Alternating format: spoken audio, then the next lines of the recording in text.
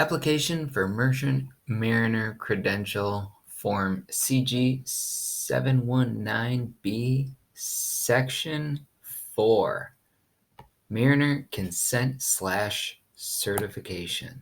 So the first part is optional, and it's Mariner Outreach System.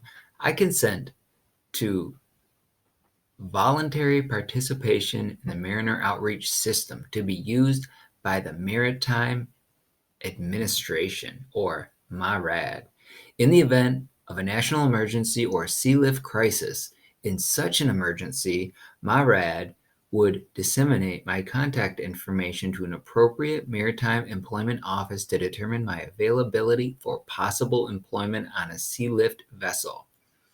Once consent is given, it remains in effect until revoked either by subsequent application or by sending a signed notice of revocation to the U.S. Coast Guard Maritime Center.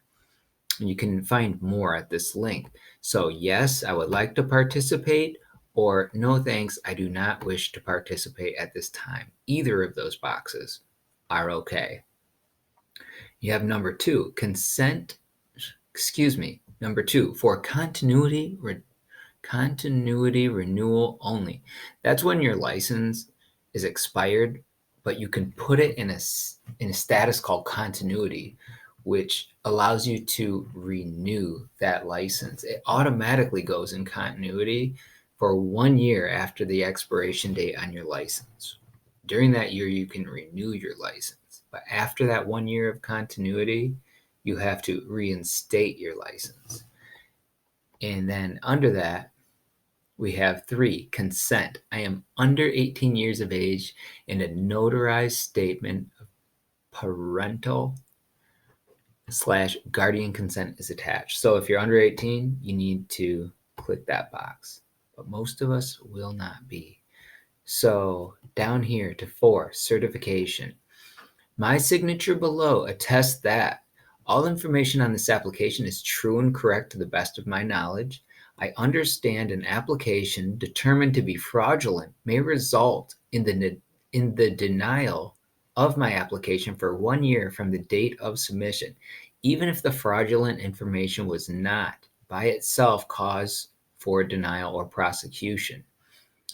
I do solemnly swear or affirm that I will faithfully and honestly, according to my best skill and judgment, and without concealment and reservation, perform all the duties required of me by the laws of the United States. I will faithfully and honestly carry out the lawful orders of my superior officers aboard a vessel. And then this part here is done with a notary, the applicant signature. So don't sign and date this until you're with a notary. So you sign and date, the notary signs, dates, and writes their name. And then something funny that's going to happen here. A notary is going to look at this section and say, I'm not the individual authorized to administer this oath. There's nothing on here that says a notary can do that. This is very common. So what you do is you can go to, we use the oath form. You can go to uscaptainstraining.com, and down again in the footer, the very bottom, this oath form. If you click on it, it'll bring up the oath and bring this form to a notary, and see it's got the same oath on it. And it has all the proper verbiage. So you can print your name, sign it, and date it with the notary. And then here's where the notary puts their stuff. Subscribed and affirmed before me in the county of, state of, this blank, day of, and the notary's official signature, commission expiration, and their seal.